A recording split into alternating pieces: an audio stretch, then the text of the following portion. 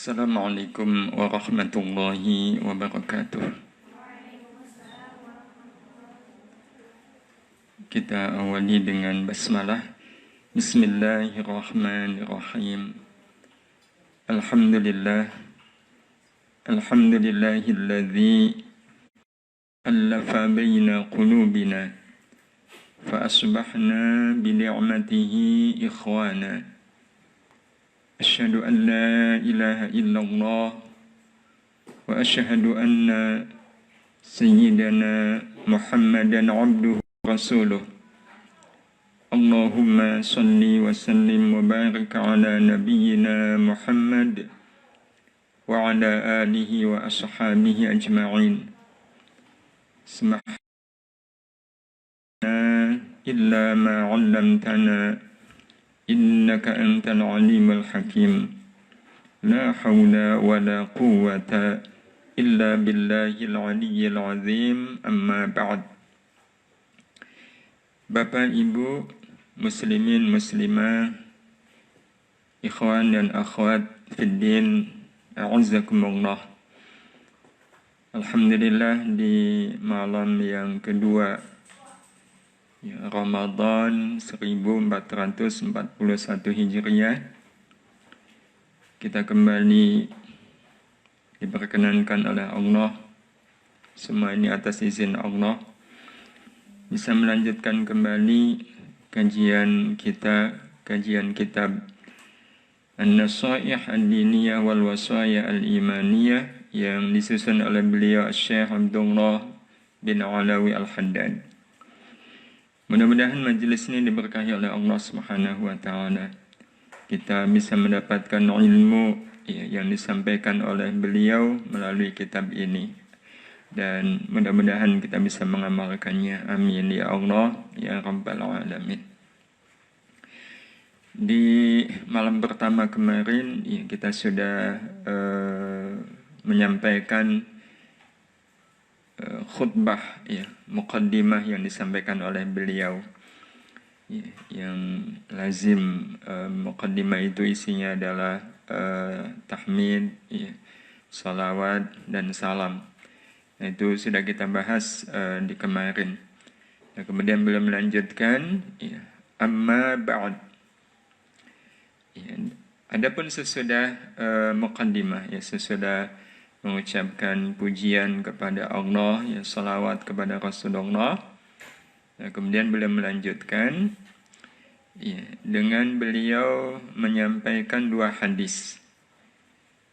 Yang dua hadis ini menjadi latar belakang kenapa beliau menulis kitab ini.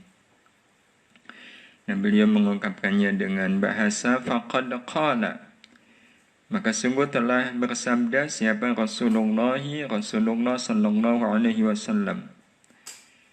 Sabda Rasulullah yang beliau nukil adalah hadis Nabi, innamal a'malu binniyat, sampai akhir. Di mana hadis ini memang hadis yang masyhur, hadis yang mutawatir, hadis yang betul-betul menjadi pegangan semua kaum muslimin, khususnya kaum muslimin yang memiliki ilmu. Banyak kitab-kitab yang disusun oleh para ulama, yang mereka menyusun kitab itu mengawalinya dengan menyebut hadis ini. Salah satunya beliau Syekh Abdullah bin Alawi Al-Haddad. Termasuk nanti Imam Muslim menulis kitab hadis namanya Sahih Muslim. Hadis pertama yang ditulis oleh beliau apa? Hadis innamal a'malu binniyat. Hal yang sama dilakukan juga oleh beliau Imam An-Nawawi Ad-Dimashqi. Beliau banyak menulis kitab, salah satunya kitab hadis yang sangat terkenal yaitu Riyadhus Shalihin. Hadis pertamanya innamal a'malu binniyat. Dan itu beliau lakukan juga pada saat beliau menyusun kitab hadis juga yang lebih singkat, yaitu Arba'in Nawawi. Hadis pertamanya innamal a'malu binniyat. Jadi hadis ini memang menjadi hadis yang penting, dan ini yang dinukil oleh beliau tentu beliau ada maksud ya. Kenapa beliau menukil hadis ini? Yang hadis ini kita semua sudah tahu maknanya. Innamal a'malu binniyat. Ya, bahwasanya amal itu bergantung pada niatnya. Ya, bergantung pada niatnya. Hadis ini kalau dipakai oleh fuqaha, ya, maka pengertiannya adalah tidaklah amal itu sah kecuali dengan niat. Ya, kecuali dengan niat. Ya, tapi kalau hadis ini dipahami secara akhlak, ya, amal itu tidak akan bisa diterima, ya, kecuali dengan niat. Maksudnya sebuah amal itu ya, berpahala atau tidak berpahala itu tergantung niatnya. Jadi hadis ini bisa dilihat dari sisi fikih, bisa dilihat dari sisi akidah. Ya, jadi kalau ada orang beramal niatnya kok untuk manusia, itu menggambarkan seperti apa keadaan iman dan akidahnya. Jadi innamal a'malu binniyat. Ya, amal itu bergantung pada niat. Wa innama dan sesungguhnya likulli mri'in, ya, bagi setiap orang, ya, apa saja yang dia niatkan. Ya. Jadi bagi setiap orang itu apa saja yang dia niatkan. Jadi seseorang beramal dapat apa itu sesuai dengan niatnya. Ya, kalau orang beramal biar dipuji orang, maka yang dia dapat dari amal pujian orang. Pahala? Enggak. Ya, kalau orang beramal biar dapat harta, ya, maka amalnya akan mendapatkan harta. Kalau dapat pahala, enggak. Ya.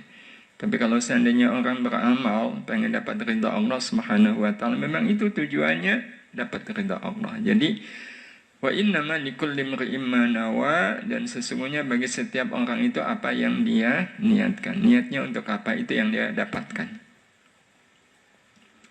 Ya, sebagaimana kalau seandainya ada orang duduk di masjid niatnya i'tikaf, ya udah dapat pahala i'tikaf. Ya, tapi kalau sambil duduk di masjid niat i'tikaf juga niat menunggu datangnya waktu salat, ya, maka dia dapat dua pahala. Pahala i'tikaf dan pahala menunggu datangnya waktu salat. Jadi setiap orang itu tergantung apa yang dia niatkan. Dia dapat apa sesuai dengan niatnya. Nah, Rasul kemudian menjelaskan, ya, faman kanat hijratuhu, ini penjelasan beliau. Maka barang siapa yang hijrahnya dia, ya, Rasul sallallahu alaihi wasallam memberi contoh amalnya adalah hijrah. Tentu amal itu tidak hanya hijrah. Hijrah yang disebutkan oleh Nabi di sini adalah contoh amal. Jadi kalau seandainya ada orang melakukan amal, amalnya adalah hijrah. Kalau di masa Nabi Sallallahu Alaihi Wasallam berarti hijrahnya adalah hijrah dari Mekah ke Madinah. Faman kanat hijratuhu, ya, barang siapa yang hijrahnya itu, ya, dari Mekah ke Madinah, ilallahi wa rasulihi, dia niatkan kepada Allah dan Rasulnya, ya, fahijratuhu ilallahi wa rasulih, maka amal hijrahnya itu betul-betul amal hijrah menuju Allah dan Rasulnya. Hijrah menuju Allah dan Rasulnya itu artinya sahabat-sahabat Nabi Sallallahu Alaihi Wasallam yang hijrah itu adalah betul-betul karena Allah, ya, karena memenuhi perintah Allah. Wa ila rasulihi berarti ini untuk menunjukkan kesetiaan kepada Rasulullah Sallallahu Alaihi Wasallam. Maka hijrahnya dapat Allah dan Rasulnya. Betul-betul hijrahnya itu menuju Allah dan Rasulnya. Tetapi wa man kanat hijratuhu ila dunya, ya, dan barang siapa yang hijrahnya, ya, itu ila dunya menuju ke dunia, yusibuha yang ingin dia dapatkan, awimra'atin atau karena wanita yang kihuha yang akan dia nikahi. Waduh, si fulana kok ikut hijrah. Waduh, kalau saya nggak ikut hijrah, saya nggak akan dapat fulana. Sebenarnya nggak pengen hijrah, tapi karena si fulana hijrah, maka akhirnya ikut hijrah. Berarti hijrahnya biar dapat fulana. Iya, jadi memotivasi hijrahnya adalah karena fulana atau karena dunia. Iya, atau karena dunia. Aduh, kalau nggak ikut hijrah, udah saya nggak punya pasar nih di Mekah nih. Iya, pelanggan-pelanggan saya pada ikut hijrah semua ini. Waduh, warung saya nggak akan ada yang beli nih. Ya udahlah, saya ikut hijrah. Saya nanti di Madinah mau buka warung juga, kan sudah ada pelanggan di sana. Warung saya nanti jalan. Berarti dia hijrah semata-mata untuk mendapatkan dunia yang dia inginkan, ya, atau wanita yang ingin dia nikahi. Maka kata Nabi sallallahu alaihi wasallam, fa hijratuhu ila ma hajara ilaih. Ya, maka hijrahnya adalah menuju kepada apa yang dia hijrah karenanya. Jadi kalau hijrah karena dunia, ya dapatnya cuma dunia. Kalau hijrahnya karena wanita, ya dapatnya cuma wanita. Allah dan Rasulnya enggak. Ya, inilah pentingnya niat, ya, dan kita semua sangat-sangat memahami ya soal pentingnya niat, ya, di dalam setiap amal. Dan kalaulah beliau Asy-Syaikh Abdullah Ba'alawi Al-Haddad menuliskan hadis ini, ya, itu untuk menjadi pengingat beliau bahwa ya, salah satu motivasi saya menulis kitab ini adalah dalam rangka melakukan amal semata-mata untuk Allah. Ya, semata-mata untuk Allah. Ya, jadi beramal untuk, ya, untuk menulis, ya, beliau menulis ini betul-betul untuk hisbah, ya, bukan sinawah. Ya, jadi amal baik, ya, kalau di zaman dahulu itu lebih, ya, lebih banyak karena faktor ininya, faktor amal, ya, faktor amal, ya, pengabdian, pelayanan, ya, betul-betul karena Allah Subhanahu wa taala. Ya, tetapi pada perkembangannya, ya, pada perkembangannya amal baik itu sudah menjadi sinawah. Apa sinawah? Ya, pekerjaan. Ya, jadi amal baik sudah jadi pekerjaan, bukan lagi menjadi amal. Ya, bukan lagi menjadi amal. Nah, beliau seperti mengingatkan diri beliau sendiri bahwa pekerjaan saya menulis ini adalah amal. Iya, saya menulis ini untuk amal, bukan untuk kerja.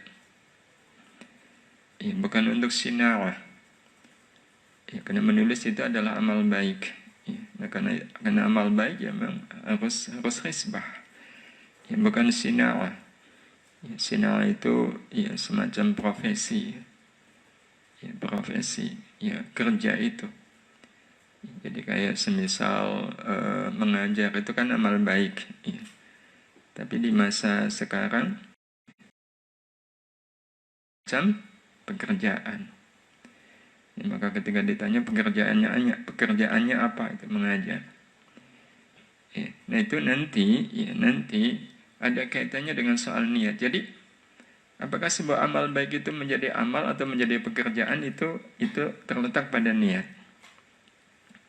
Ya, terletak pada niat.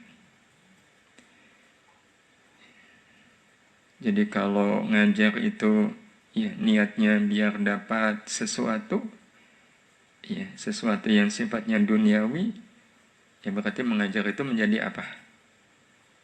Pekerjaan, menjadi sinawah, ya, menjadi profesi.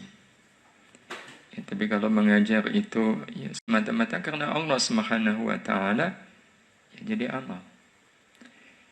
Nanti hasilnya ya beda. Kalau pekerjaan dapatnya gaji, ya. Kalau amal dapatnya pahala di sisi Allah Subhanahu wa taala. Nah, ini beliau ya mengingatkan kita sebenarnya, ya, bagaimana semua pekerjaan kita itu harus menjadi amal, bukan menjadi pekerjaan.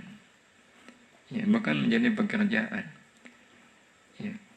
Kalau orang ngajar itu amal, ya, di sekolah semisalnya, ada satu kelas yang gurunya nggak ada, ya. Terus diminta, Pak, itu kelas 8A, ya, gurunya nggak ada. Ya biarin aja. Loh, Bapak kan lagi nggak ngajar. Itu bukan jadwal saya, Pak. Iya, ngapain bukan jadwal saya, kok saya ngajar. Nah, itu berarti menjadikan ngajar sebagai apa? Pekerjaan. Ya, bukan sebagai amal. Kalau sebagai amal ada kesempatan ngajar. Ya. Tidak berpikir hasil ya. Di dunia tentu ya, bahwa di akhirat ya, itu memang yang dituju. Tapi kalau seandainya ada orang melakukan amal baik nih, ya, melakukan amal baik, ya, betul-betul hisbah ini untuk akhirat, ya, untuk akhirat. Kok kemudian dunia dapat, ya, dunia dapat. Terus bagaimana sikap saya? Haruskah kita menolak? Ya, haruskah kita menolak? Kalau berdasarkan nanti ya, beliau akan menjelaskan di bagian-bagian akhir, ya, beliau akan memaknai ini ya, hanya sebatas rezeki dari Allah Subhanahu wa Ta'ala. Ya, jadi tidak mengait-ngaitkannya dengan amal, enggak. Ya, tidak mengait-ngaitkannya dengan amal yang sudah dilakukan. Ya, saya nolong dia ini ya betul-betul lillahi ta'ala, ya, hanya ingin mendapatkan ridha Allah Subhanahu wa Ta'ala. Ya, kok yang saya makanan, ya, ngasih saya makanan, yang kita lakukan tidak mengaitkan ya, pemberian makanan itu dengan kebaikan yang kita lakukan kepada beliau, enggak. Beliau orang baik, ini makanannya aslinya dari Allah. Allah yang menggerakkan beliau untuk ngasih makanan ke saya. Ya. Dan beliau ngasih makanan ke saya itu nggak ada kaitannya sama sekali dengan amal saya telah menolong dia. Nah, sehingga kita bisa membedakan mana amal, mana rizki. Karena sangat mungkin Allah Subhanahu wa Ta'ala memberikan rizki yang tidak disangka-sangka. Nanti ada bahasan tersendiri tentang ini, ya, di bahasan tentang takwa. Jadi beliau seperti sedang mengajari kita ya, bahwa kalau menulis itu udah lillahi ta'ala. Ya, lillahi ta'ala. Jadi kalau kita ya, punya kesempatan atau ya, diberi kelebihan, ya, diberi kelebihan oleh Allah Subhanahu wa Ta'ala bisa menulis ya. Karena kadang setiap orang kan punya kelebihan sendiri-sendiri ya. Ada teman ya subhanallah hanya dalam waktu 10 menit dia bisa menulis itu bisa sampai dapat 3-4 halaman. Jadi pikirannya itu ngalir gitu ya, tertuang dalam bentuk tulisan. 10 menit bisa 4-5 halaman. Iya, kita ya, terutama santri ini udah di depan laptop nih. Ceritanya mau nulis gitu ya. 10 menit dapat berapa? Aduh ya Allah, buntu begini. Mau nulis-nulis apa? Ya kadang memang Allah Subhanahu wa Ta'ala melebihkan satu orang atas orang yang lain, melebihkan satu kaum atas kaum yang lain ya. Kelebihan itu adalah isyarat dari Allah Subhanahu wa Ta'ala agar saya menggunakan kelebihan itu sebagai kesempatan untuk melakukan amal ya. Nah jadi ini hadis pertama inilah yang menjadi motivasi beliau menulis. Nah hadis yang kedua, kalau hadis yang pertama tadi, innamal a'malu binniyat, diriwayatkan oleh Imam Bukhari dan Muslim. Nah, hadis yang kedua diriwayatkan oleh Imam Muslim. Ya. Wa qala, dan berkata siapa alaihi salatu wassalam, Nabi kita Muhammad sallallahu alaihi wasallam, ad-dinu an-nasihah. Agama itu nasihat. Ya. Agama itu nasihat. Jadi Rasul mengatakan hakikat agama itu adalah nasihat. Ya. Jadi kalau orang beragama, ya, kok nggak mau menerima nasihat, nggak mau juga memberi nasihat, ya, maka esensi agamanya menjadi hilang. Ya, kita bisa melihat penyimpangan ya, itu pasti akan terjadi ketika sudah tidak ada lagi nasihat. Ya, sudah tidak ada yang mau menyampaikan nasihat, ya, atau sudah tidak ada lagi yang mau mendengar nasihat. Ya, jadi Rasulullah Shallallahu Alaihi Wasallam itu, ya, memang memiliki kelebihan, ya, bicara simpel tapi mengandung makna yang sangat dalam. Ad-dinun nasihat itu subhanallah, itu ungkapan yang sangat dalam. Nah, sehingga kadang kita perlu mencerna betul ya makna dibalik kata-kata Rasul Sallallahu Alaihi Wasallam yang amat sangat singkat. Ya, beliau itu kalau sudah menjelaskan itu subhanallah, bahasanya singkat gitu ya, tapi memahamkan. Ya. Kadang Rasul Sallallahu Alaihi Wasallam ya, menyampaikan bahasa serius gitu ya. Kadang Rasulullah menyampaikannya dengan bahasa yang ya sambil bergurau. Tapi baik serius maupun bergurau itu Rasul Sallallahu Alaihi Wasallam ya, tidak pernah berdusta. Ya kadang ada ya kemungkinan kalau dalam bahasa sekarang sih ada semacam usil gitu ya. Jadi Rasul Sallallahu Alaihi Wasallam ya pada waktu itu sedang ngasih tauji ya, kepada sahabat-sahabat, tapi juga ada sahabiah. Nah, rupanya ada sahabat putri, ya, seorang wanita yang usianya sudah sepuh, ya, ikut mendengarkan. Ya, cuma lihat waktu itu sudah sore, padahal dia tinggalnya jauh. Ya, padahal dia tinggalnya jauh. Maka kemudian si ibu sepuh ini minta izin kepada Rasul, ya Rasul, rumah saya jauh, ini sudah mau maghrib, ya. Saya mohon izin untuk pulang lebih dahulu. Apa kata Rasul Sallallahu Alaihi Wasallam? Iya, jangan. Iya, ini kita belum selesai. Tapi ini sudah sore ya Rasul. Iya, nanti akan aku kirimkan anak unta untukmu. Iya, aku kirimkan anak unta untuk mengantarkanmu ke rumah. Iya, wanita ini kan, Rasul kok. Masa orang seperti saya kok mau dikasih anaknya unta? Iya, tapi ya karena dawuhnya Rasul, ya, wanita ini akhirnya tidak jadi pulang, ya, menunggu sampai Rasulullah Sallallahu Alaihi Wasallam selesai.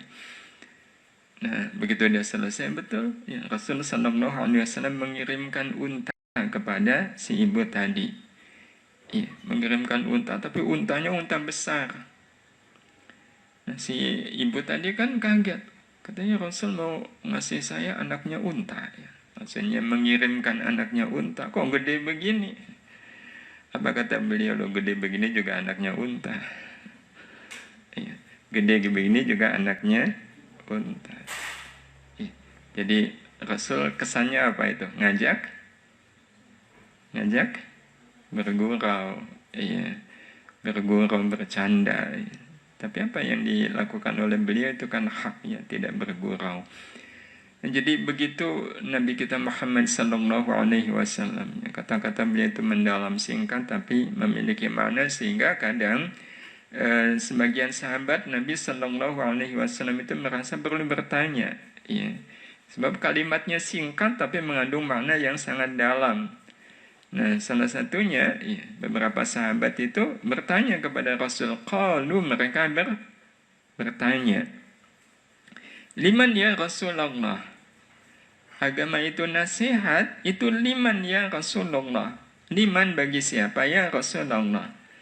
Ya, bahwa agama itu nasihat itu diperuntukkan untuk siapa? Ya, diperuntukkan untuk siapa? Nah, Nabi Sallallahu Alaihi Wasallam menjawab, qala, agama itu adalah nasihat, itu lillahi, bagi Allah. Jadi Rasul menjelaskan, ya, agama itu nasihat itu dimulai bagi Allah. Ya, bagi Allah.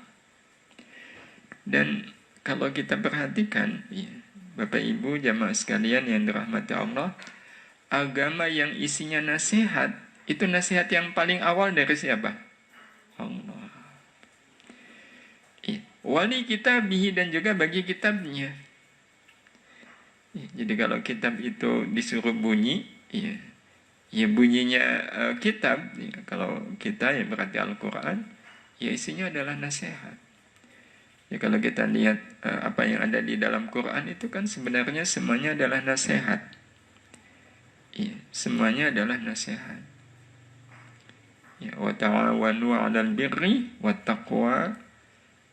Ya, saling tolong-menolonglah kalian dalam kebaikan dan takwa. Wala ta'awanu 'alal itsmi wal 'udwan. Ya, itu Quran. Ya, janganlah kalian tolong-menolong dalam dosa dan permusuhan. Itu kan isinya adalah nasihat. Jadi nasihat itu bagi Allah, bagi kitabnya, wali rasulihi, dan juga bagi rasulnya. Allah memberi nasihat, kitab memberi nasihat, rasul pun memberi nasihat. Wali a'immatil muslimin, dan juga bagi pemimpin-pemimpin kaum muslimin, wa ammatihim, dan orang-orang awamnya kaum muslimin. Ya, mereka itu punya posisi yang sama, yaitu memberi nasihat. Ya, itu hal yang paling pokok dalam agama. Ya, maka kita katakan tadi, kalau sudah dalam agama nggak ada yang ngasih nasihat, itu musibah. Iya, itu musibah. Dan memang musibah itu berawal dari tidak adanya yang ngasih nasihat. Sebelum akhirnya musibah berikutnya tidak ada yang mau mendengar nasihat. Iya. Tetapi agama ini tetap akan tegak kalau yang memberi nasihat tetap ada. Walau mungkin, iya, yang mendengarkan nasihat itu nggak ada atau jarang. Tapi sepanjang yang ngasih nasihat itu terus ada, agama ini insya Allah keberkahan.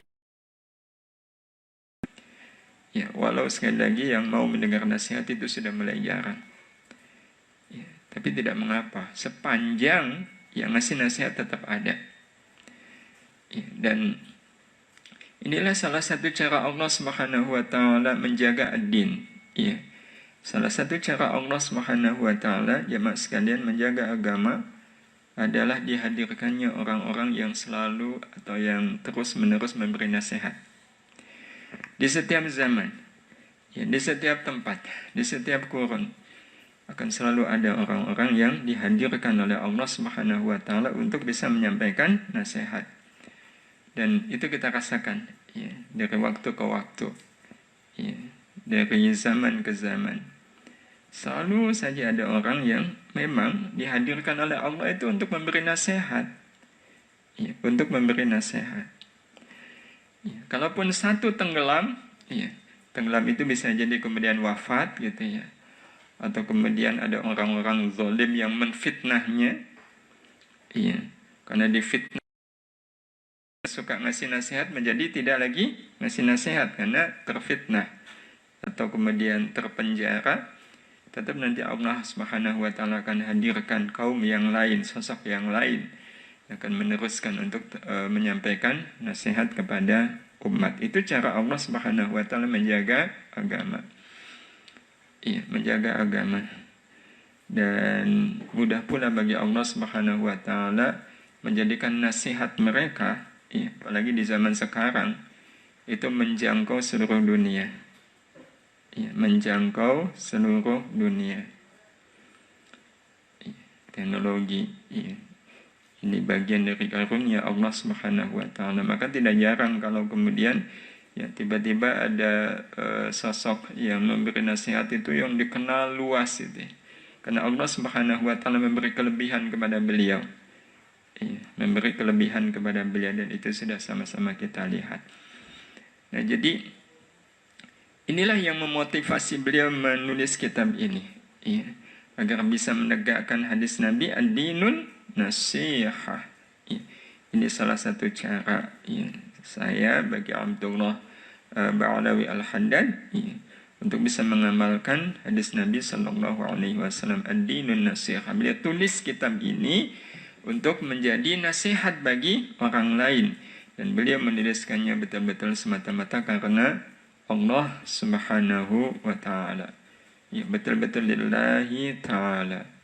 Dia menulis ini, ya, nggak tahu kalau pakai manajemen orang sekarang, ya, ini beliau mesti sudah jadi orang kaya raya ini.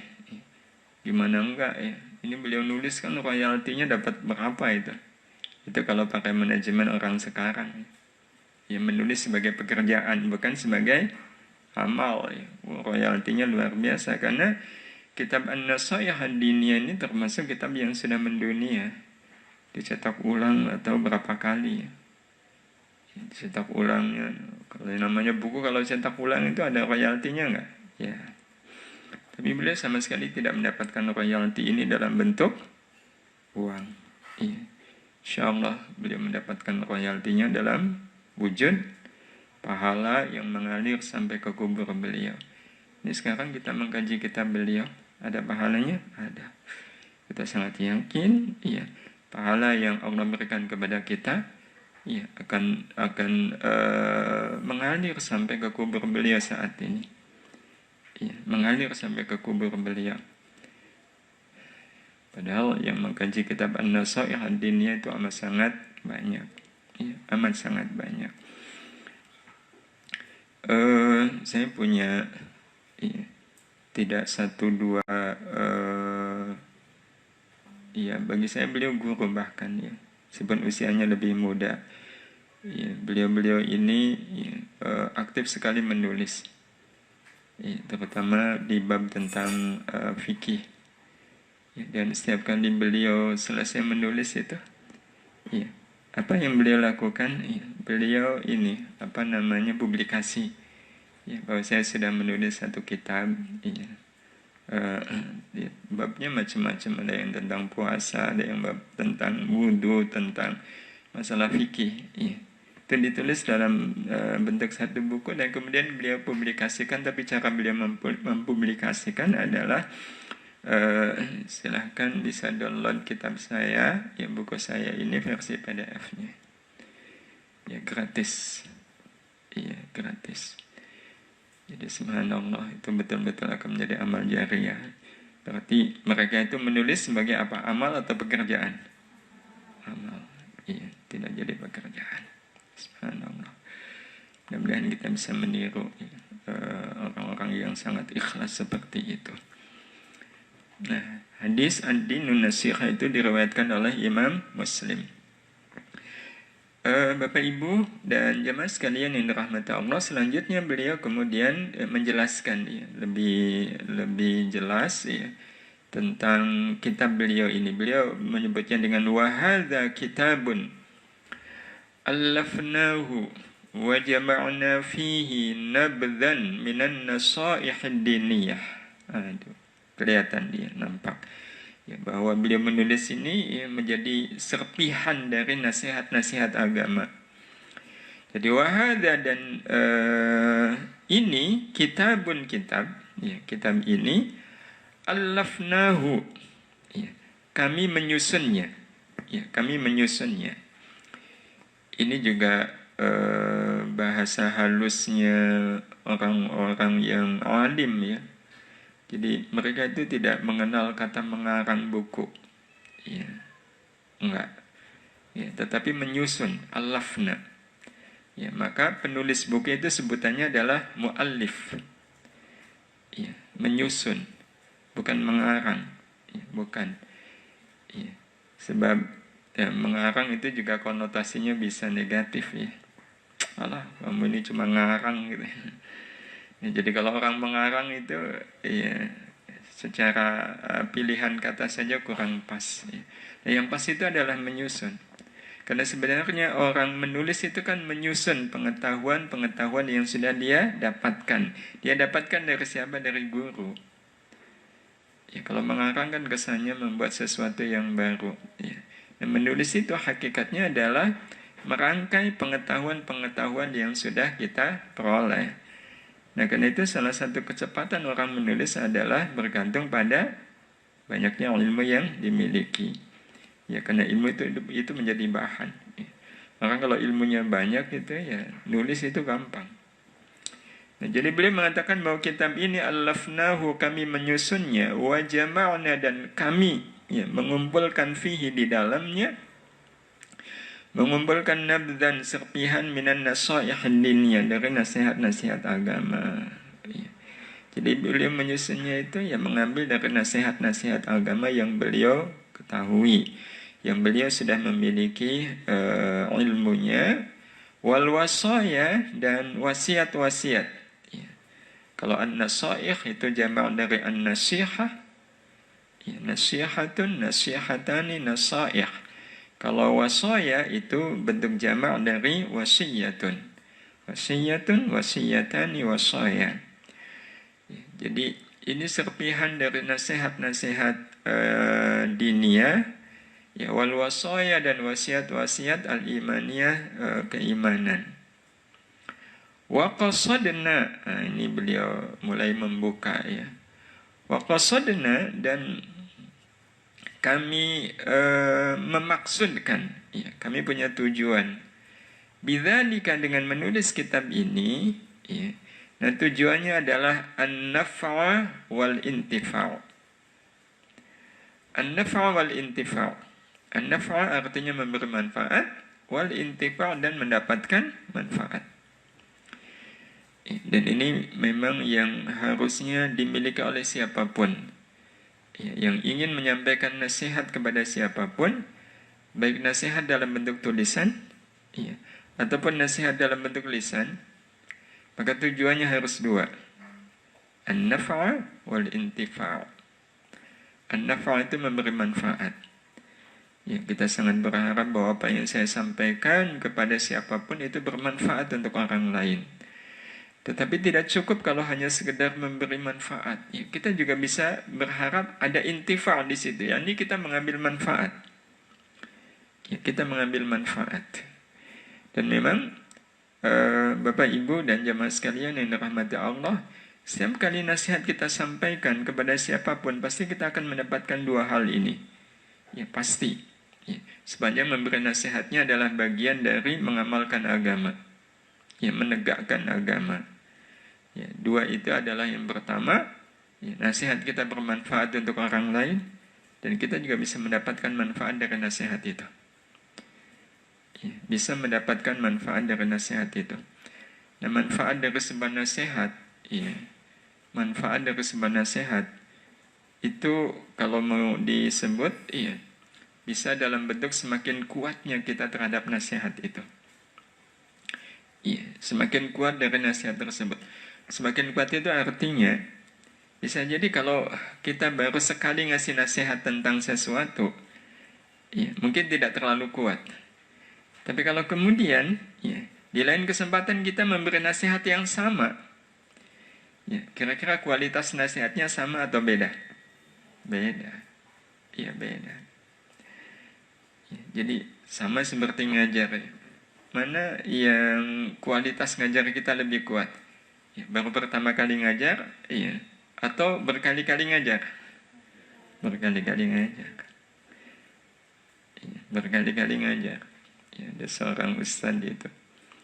Ya, dulu katanya saya diberi kesempatan untuk ngajar bab tentang wudhu. Oh, saya belajar betul. Lain waktu saya diminta lagi ngajar tentang wudhu. Iya, kapan lagi ngajar tentang wudhu? Ngajar lagi tentang wudhu. Lama-lama jadinya lancar. Iya. Sedemikian lancarnya sampai-sampai, iya, pokoknya kalau babnya tentang wudhu, ustadznya itu aja. Iya, karena orang-orang juga merasakan kalau beliau yang ngajar tentang wudhu itu, wah, itu pengaruhnya kuat gitu ya, atharnya kuat. Nah, itu salah satu bentuk intifa'nya, ya, ilmu, intifa'nya nasihat yang kita berikan ke orang lain. Ya, jadi tujuan beliau menyusun kitab ini adalah an-naf'a wal intifa'. Nah, selain an-naf'a wal intifa', ya, beliau menyebutkannya lagi adalah wat tadzakkur wat tadzkir. Iya. Untuk tadzakkur dan tadzkir. Ya, untuk tadzakur dan tadzkir. Itu tujuan beliau memberi nasihat. Dan apa yang disampaikan oleh beliau ini juga harusnya menjadi pengetahuan bagi kita, pengalaman bagi kita. Ya. Kita belajar dari beliau, ya, bahwa di dalam memberi nasihat itu di samping mendapatkan, ya, an-naf'a dan al-intifa', ya, juga bisa menjadi tadzakur dan tadzkir. Apa bedanya tadzakur dengan tadzkir? Ya, bedanya, tadzakur itu untuk mengingat-ingat. Ya, itu makna dari tadzakur. Ya, dua-duanya sebenarnya memiliki akar kata yang sama, yakni dzakara. Iya. Dzakara yadhkuru dzikran. Yang artinya ingat. Iya, dzakara artinya ingat. Nah, kalau kemudian siratnya berubah dari adzikru menjadi at-tadzakur, maka kalau adzikru itu mengingat, iya, mengingat. Nah, tadzakur itu artinya mengingat-ingat. Iya, mengingat-ingat. Dan bukankah menulis itu menjadi kesempatan bagi kita untuk mengingat-ingat? Ya, jadi beliau ingin dengan saya menulis ini saya jadi punya kesempatan untuk mengingat-ingat. Iya, mengingat-ingat. Dan memang betul ya. Iya, waktu kita ngasih nasihat itu kan kita mesti mengingat-ingat nih. Iya. Ini nasihatnya tentang seseorang. Nah, kayaknya ada hadisnya nih. Diingat-ingat nggak hadisnya? Ya, apa ya hadisnya? Jadi sambil ngomong itu ya sambil ngingat-ngingat. Ini kayaknya ada nih ayatnya tentang masalah ini. Sambil kita ngomong, kepala kita, ya, otak kita mengingat-ngingat. Nah, proses itu namanya adalah at-tadzakur. Dan ini sangat bagus, ya, tadzakur ini. Iya. Jadi ada kesempatan untuk tadzakur. Jadi dengan saya menulis ini, kata beliau Syekh Abdullah Ba'alawi Al-Haddad, saya jadi punya kesempatan untuk mengingat-ingat ya, ilmu yang sudah saya dapatkan. Nah, selain mengingat-ingat juga at-tadzkir. Ya. Apa itu at-tadzkir? Mengingatkan. Ya, mengingatkan. Ya, mengingat-ingat dengan mengingatkan kan beda. Mengingat-ingat berarti ilmu ya, atau nasihat apa yang pas gitu untuk saya sampaikan kepada seseorang. Tapi juga ada maksud at-tadzkir, yakni mengingatkan li anfusina terhadap diri kita. Maka beliau seperti mengingatkan kita ya, bahwa kalau kita memberi nasihat itu sebenarnya yang paling utama adalah saya sedang memberi nasihat diri saya sendiri. Ini saya sedang memberi nasihat diri saya sendiri. Alhamdulillah ada orang yang mau mendengar. Jadi kita tidak merasa bahwa waktu kita memberi nasihat, iya, merasa bahwa diri kita di atas orang yang kita kasih nasihat. Iya. Iya, alam pikiran beliau. Kalau seandainya ada orang yang mungkin orang itu harus dinasehati, ya, harus dinasehati. Dia hadir di depan kita. Ini kayaknya orang harus dinasehati nih. Iya, masa buang sampah kok sembarangan? Iya. Itu berarti ada dorongan apa kita kepada beliau? Menasehati. Nah, maka apa yang kita fahami ya, ketika ada orang yang buang sampah itu? Yang membuat kita terdorong untuk menasehati dia. Ya, yang kita fahami adalah berarti Allah Subhanahu wa Ta'ala menghadirkan beliau di depan saya ini yang mendorong saya ingin menasehati dia. Iya. Di balik itu sebenarnya Allah punya maksud agar saya juga menasihati diri saya sendiri untuk tidak sampai membuang sampah sembarangan seperti dia. Ya. Ada teman gitu ya, males gitu. Kita jadi pengen ngasih nasihat kan. Sebenarnya itu nasihat untuk siapa? Untuk diri kita sendiri. Sehingga kalau suatu saat kita malas, kita jadi ingat apa? Ingat nasihat kita sendiri. Kemarin saya nasihatin teman malas nih. Iya. Berarti iya, jangan boleh jadi besoknya malas. Kita jadi ingat. Nah, di situ kan ada proses tadzakur dan tadzkir. Nah, karena itu kadang ya, tapi tidak semua. Sangat boleh jadi kita menasihati seseorang dengan nasihat yang kita sendiri belum mengamalkannya, tapi kita sudah tahu ilmunya. Ya, kita sudah tahu ilmunya, tapi belum pernah mengamalkannya. Ya.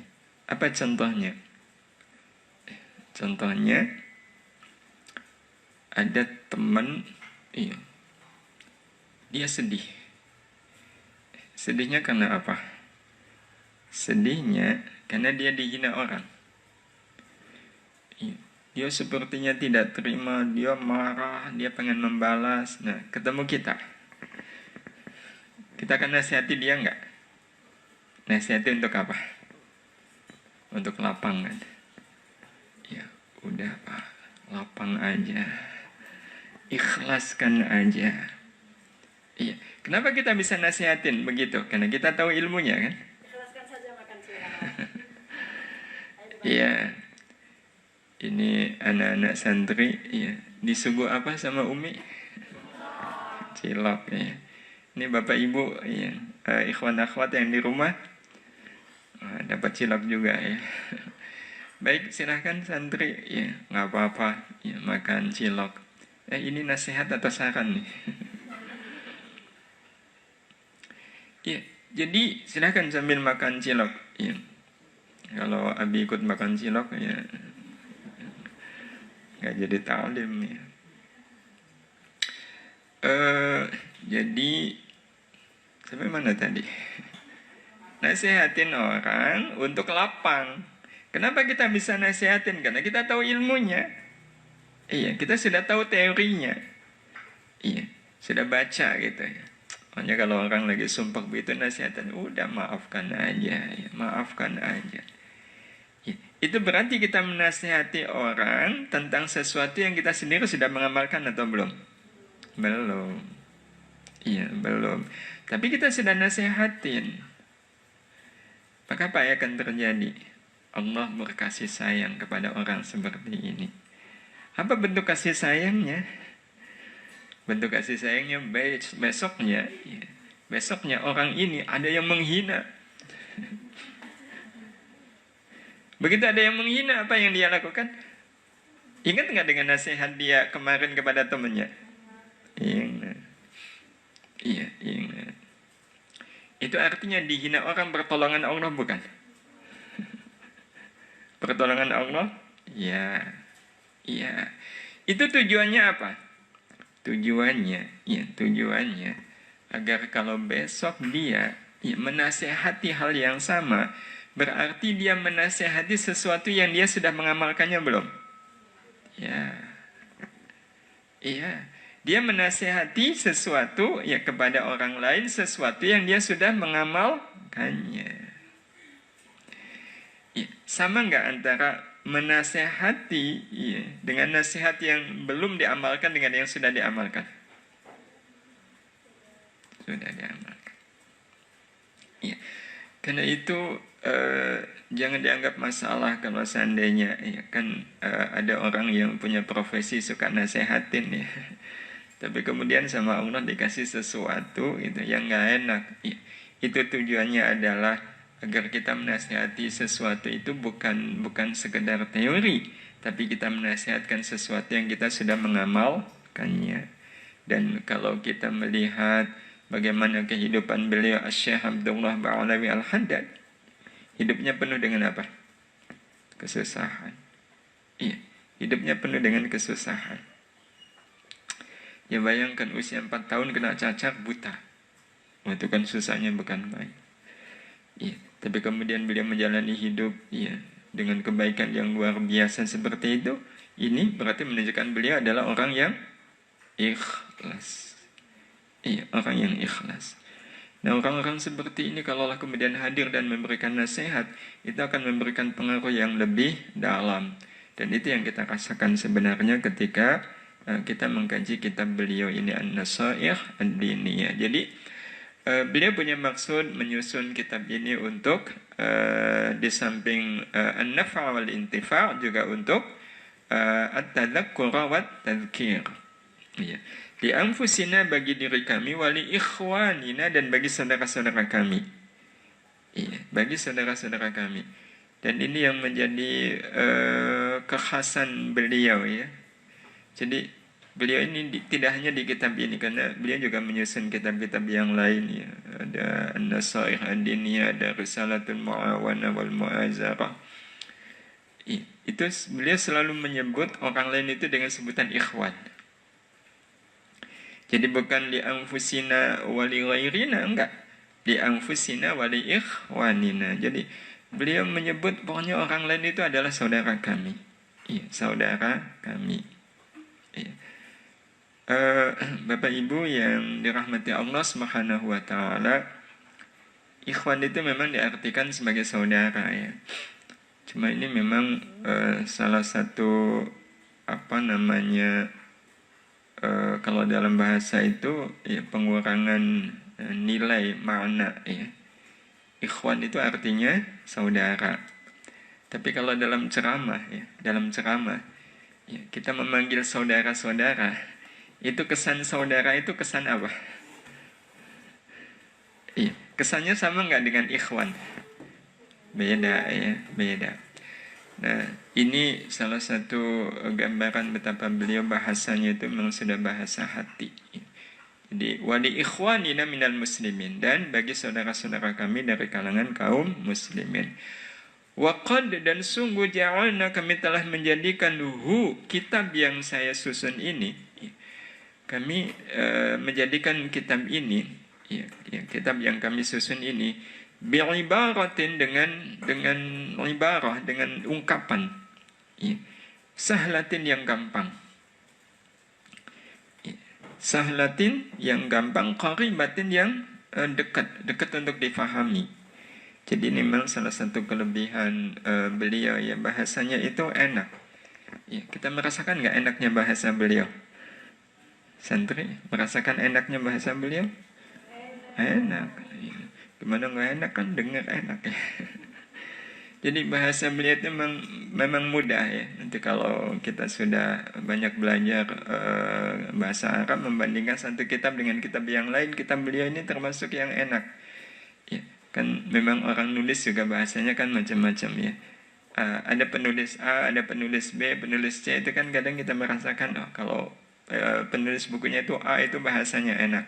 Ya, itu memang kelebihan ya, salah satu kelebihan yang Allah Subhanahu wa taala berikan kepada hamba-hambanya. Tetapi kalau kepada beliau, ini karena memang apa yang beliau tuliskan, apa yang beliau nasihatkan itu memang beliau sudah melakukannya.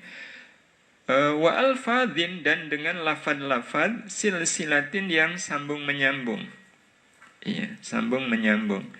Ya, jadi ungkapan satu dengan ungkapan yang lain itu tidak terpisah. Iya. Mafhumatin, yang bisa difahami, hatta yafahamahu, sehingga bisa memahaminya, iya, al-khas, orang-orang tertentu, wal-am, dan orang-orang yang umum. Ya, jadi kitab ini bisa difahami oleh orang-orang tertentu. Ya, tertentu itu bisa jadi dia orang yang terpelajar, tapi juga oleh orang awam. Ya, oleh orang awam. Nah, ini bagusnya penulis begitu. Ya. Karena ada tulisan yang hanya bisa difahami oleh mahasiswa. Ya. Yang bukan mahasiswa bingung ini apa artinya. Tapi kalau tulisan beliau ini bisa difahami baik oleh orang khusus maupun oleh orang umum. Min ahlil iman, dari kalangan ahlul iman, berarti orang-orang yang beriman, wal islami, dan Islam. Wasammayna, dan kami menamakan kitab ini, ya, kitab ini Kitaban Nasaihid Diniyah wal Wasaya al-Imaniyah. Ya. Dia kemudian mengasih nama atau judul kitab ini dengan Nasaih ad-Diniyah wal Wasaya al-Imaniyah. Sesuai memang dengan isinya, nasihat-nasihat keagamaan dan wasiat-wasiat keimanan. Dan kemudian beliau menutupnya dengan doa, nas'alullah ta'ala. Nas'alu, kami memohon. Memohon Allah, kepada Allah Ta'ala, Maha Luhur Allah, ayyaja'alahu. Ya, semoga Allah menjadikan kitab ini khalisan, murni. Ya, khalisan, murni. Murninya liwajhihil karim, ya, semata-mata hanya karena Allah yang maha mulia. Saya sangat berharap ya kepada Allah Subhanahu wa taala untuk menjadikan ya kitab ini murni betul-betul hanya karena Allah Subhanahu wa taala. Ya, ini menggambarkan betapa Syekh Abdullah Ba'alawi Al-Haddad itu sosok yang amat sangat mengenal Allah. Iya, kenapa kita katakan begitu? Beliau memohonnya kepada siapa? Kepada Allah. Memohon untuk menjadikan kitab ini, ya, kitab yang ditulis semata-mata karena Allah. Iya. Memohonnya kepada Allah agar kitab ini saya tulis semata-mata karena Allah. Iya. Begitulah orang kalau sudah mengenal Allah Subhanahu wa Ta'ala, menyadari bahwa semuanya adalah dari Allah dan kembalinya ke Allah. Itu menggambarkan la haula wala quwwata illa billahnya Syekh Abdullah Ba'alawi Al-Haddad itu amat sangat kuat. Memohonnya kepada Allah untuk menjadikan amal, ya, menyusun kitab ini adalah karena Allah Subhanahu wa Ta'ala. Jadi beliau merasa bahwa kitab ini, ya, ada itu ya karena kebaikan Allah saja, bukan karena kesalehan, kemahiran saya. Semuanya adalah Allah. Beliau mengungkapkannya dengan doa. Wa muqarriban, dan menjadi amal muqarrib, amal yang mendekatkan saya ila jiwarihi, untuk bertetangga dengan Allah, fi jannatin na'im, di surga yang penuh dengan kenikmatan. Dan beliau juga berdoa mudah-mudahan ya amal saya menulis ini bisa membuat saya dekat dengan Allah. Ya. Hidup berjiwar, jiwar itu bertetangga dari kata jarun, tetangga, jiwar bertetangga. Ya, hidup bertetangga dengan Allah di surga jannatun na'im. Itu harapan beliau, dan kalaulah kemudian kita mempelajari kitab beliau ini, ya mudah-mudahan kita termasuk yang didoakan oleh beliau. Ya, kita mengkaji kitab ini betul-betul dalam rangka mendapatkan ridha Allah. Kita lakukan betul-betul semata-mata karena Allah, ya. Dan kita lakukan ya betul-betul dengan harapan mudah-mudahan bisa membawa hidup saya dekat dengan Allah Subhanahu wa Ta'ala, baik di dunia maupun di akhirat. Dan masih dilanjutkan doanya, wa ayyu'azziman naf'a bihi lana wa likafati ikhwanina. Dan ini doa yang sangat bagus ya. Ini beliau memberi contoh ya bagaimana ketika kita beramal itu ya, memohon kepada Allah ayyu'azzima. Mudah-mudahan Allah membesarkan, ya, meluaskan, mengagungkan an-naf'a, manfaat bihi, dengan kitab ini, ya, membesarkan, meluaskan manfaatnya lana, bagi kami, ya, walikafati ikhwanina, kembali beliau menyebut ikhwanina, ya, membesarkan manfaat dari kitab ini untuk kami, walikafati ikhwanina, dan juga bagi semua saudara-saudara kami, minal mu'minina, dari kalangan orang-orang yang beriman. Membesarkan manfaatnya, ya, membesarkan manfaatnya. Dan kalau memang sudah, ya, sudah qadarullah, ya, sudah memang mendapatkan pertolongan Allah Subhanahu wa Ta'ala, itu subhanallah, ya, kitab yang mungkin ya, dalam pandangan banyak orang kitab apaan sih, kecil gitu ya, apa sih ini, apalagi cuma isinya kayak gitu, semua orang juga bisa. Tapi kalau Allah Subhanahu wa Ta'ala sudah mentakdirkannya menjadi kitab yang bermanfaat, mudah bagi Allah Subhanahu wa Ta'ala. Salah satunya yang kita bisa sebut adalah kitab Al-Arba'in An-Nawawi. Ya, Al-Arba'in An-Nawawi. Itu isinya apa? Isinya hadis. Kalau hadis itu apa? Harus nyusun. Maksudnya harus ngarang gitu. Enggak, hadis itu sudah ada kan? Ya, sudah ada. Ya, dan Imam An-Nawawi sebagai penulis kitab ini, ya, beliau tidak meriwayatkan hadis itu. Beliau menukil dari apa yang diriwayatkan oleh Imam Bukhari, Imam Muslim, dan imam-imam atau perawi hadis yang lain. Yang beliau lakukan cuma apa? Cuma menyusun aja. Hadis pertama tentang niat, hadis kedua tentang hadis Jibril, ya, dan seterusnya. Ya, jumlahnya 40 lebih itu. Iya. Cuma itu yang dilakukan oleh beliau. Tapi kitab ini besar nggak manfaatnya? Oh, besar sekali. Iya, besar sekali. Siapa yang membesarkan? Allah Subhanahu wa Ta'ala. Iya, Allah Subhanahu wa Ta'ala. Kok bisa ya? kitab hadis isinya cuma 40, tapi itu sangat fenomenal. Ya, bukti fenomenalnya apa? Banyak yang mensyarah. Ya, banyak yang kemudian menjelaskan kandungan dari mensyarah kandungan dari hadis Arba'in An-Nawawi itu. Ya, bisa jadi ini memang karena pengaruh dari beliaunya Imam An-Nawawi. Ya, yang memang beliau itu sangat sungguh-sungguh. Ya, kalau sudah memohon kepada Allah Subhanahu wa Ta'ala. Dan kita sangat berharap bisa seperti itu. Dan kemudian beliau menutupnya dengan fa'innahu ya waliyu dzalika wal qadiru alaih. Fa'innahu, dan sesungguhnya Allah Subhanahu wa Ta'ala itu ya waliyu dzalika, penolong semuanya. Ya, pelindung semuanya. Ya, Allah yang menolong, yang mengagungkan, membesarkan, meluaskan, itu ya walinya adalah Allah Subhanahu wa Ta'ala. Wal qadiru, dan Allah itu kuasa alaihi, untuk membesarkan ya segala sesuatu. Wa hasbunallah, dan cukuplah bagi kami Allahu Allah. Cukuplah bagi kami Allah. Cukuplah bagi kami Allah sebagai pelindung kami, ya, sebagai penjaga kami, penyelamat kami, ya, serta peluas ya, manfaat-manfaat hidup kami. Wa ni'mal wakil, ya, dan Allah itu adalah senikmat-nikmatnya, ya, sebaik-baiknya yang tempat kita bersandar, tempat kita bertawakal. Wa ma taufiqi, dan tidak ada penolong bagiku illa billah, kecuali Allah. Alaihi, kepadanya tawakal tu kami bertawakal. Wa ilaihi, dan kepadanya unib, kami kembali. Ya, kepada Allah kami bertawakal, dan ya, semuanya kami kembalikan kepada Allah Subhanahu wa Ta'ala.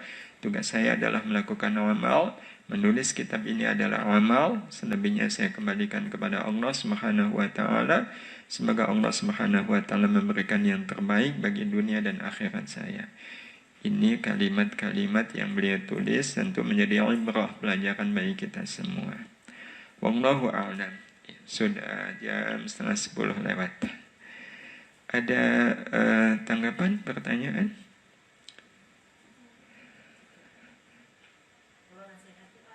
Ada. Ada? Oh, baik. Dari santri ada. Kemarin katanya kayaknya ada santri itu yang bertanya. Mau nanya lagi santri yang kemarin bertanya? Baik, ini muqaddimah sudah selesai. Nah, besok kita sudah mulai ke materi dari kitab ini. Iya, jadi besok banyak bicara nanti tentang hakikat takwa. Itu bab awal ya, yang beliau tulis di kitab. Jadi nasihat pertama yang beliau sampaikan kepada kita adalah nasihat tentang takwa. Nah, seperti apa beliau menasihatkan takwa kepada kita, ya, nanti akan kita bahas, dan mudah-mudahan ya, kalau nasihatnya dari sosok yang sudah sangat dekat dengan Allah, ya, apalagi beliau itu kan ya, subhanallah ya, banyak orang yang meyakini beliau adalah min jumlati auliyaillah, salah satu di antara sekian banyak kekasih-kekasih Allah, wali-wali Allah.